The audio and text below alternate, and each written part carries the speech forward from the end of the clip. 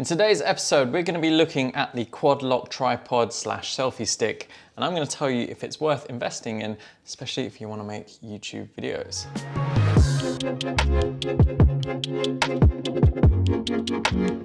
Now, with phone quality getting better and better, a lot of people are now using it to film their YouTube videos, their TikToks, Instagram Reels, you name it, take photographs with it. So people aren't investing in big, expensive cameras like I'm shooting on right now. But one of the hardest things is finding a good tripod for it. Obviously, you can get ones that clamp on the outside. But because I'm using this system called Quadlock, so if you're familiar from the cycling world, it's a mechanism that allows you to attach your phone to your bike so you can see where you're going.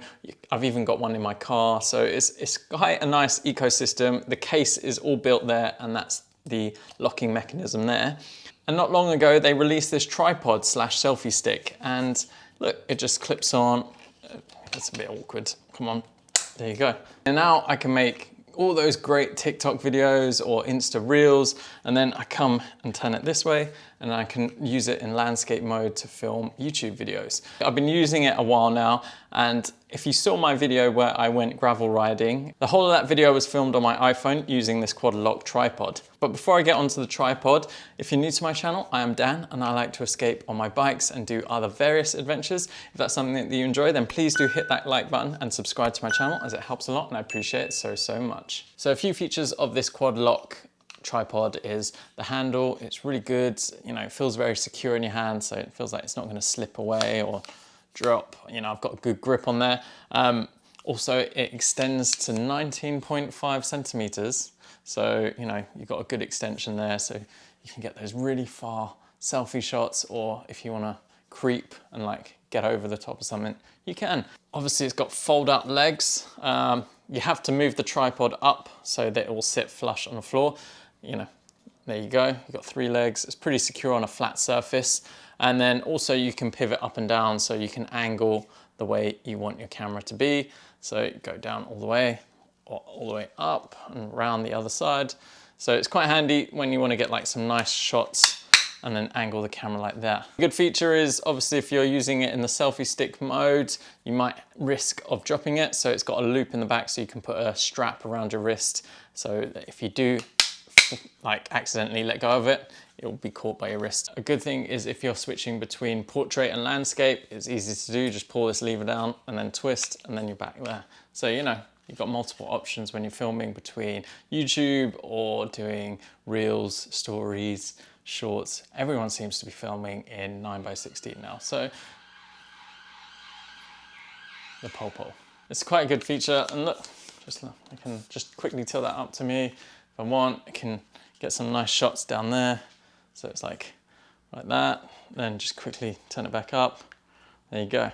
Whoa.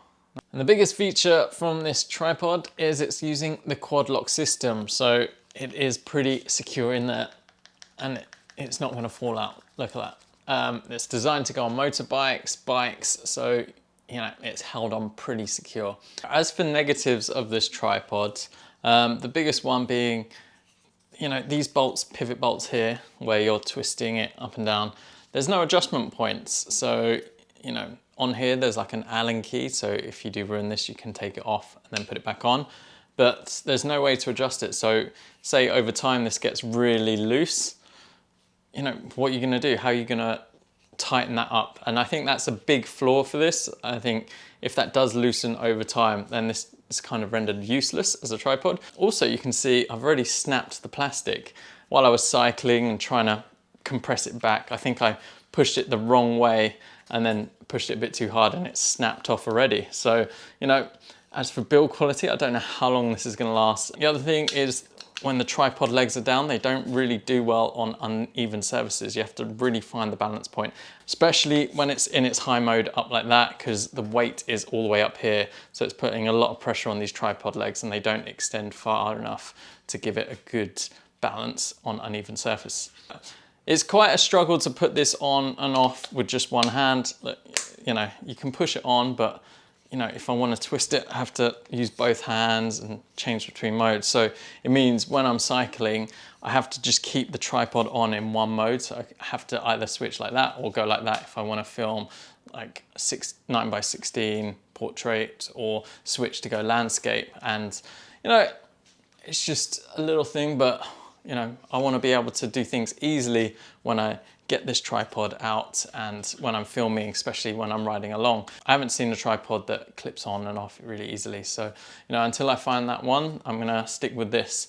Okay, yeah, so as for performance, I thought I'd talk directly into the tripod and you can kind of see how the footage is. I have noticed that it picks up a lot of shakes. So let me know if you're noticing that in the footage, because it's quite annoying. And yeah, that shouldn't be happening when you're with a tripod or selfie stick. I did film some stuff around Richmond Park, and obviously that whole vlog with this tripod, selfie stick and my iPhone.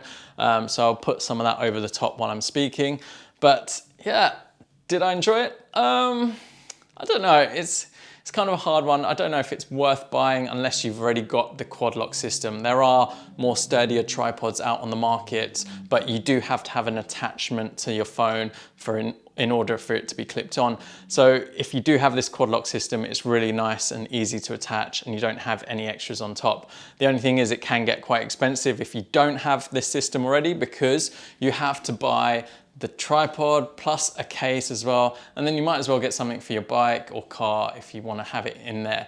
You're looking close to £100 if you just want the tripod and a case, especially if you've got mine like the mag one. But yeah, I did like that I could get some creative shots, especially when putting it out longer and getting further away, and then just bringing it in a bit closer if I wanted to, getting down by the wheels and getting shots of that, putting it down on the floor and then riding past, and then turning it around and then riding back the other way. So, you know, there's a lot you can do with this and get some really nice footage. The other thing is, when you're using your phone to record, you do need a good microphone, and whether you can plug something in or just get some wind stoppers, because I noticed in my vlog, I was getting a lot of wind noise.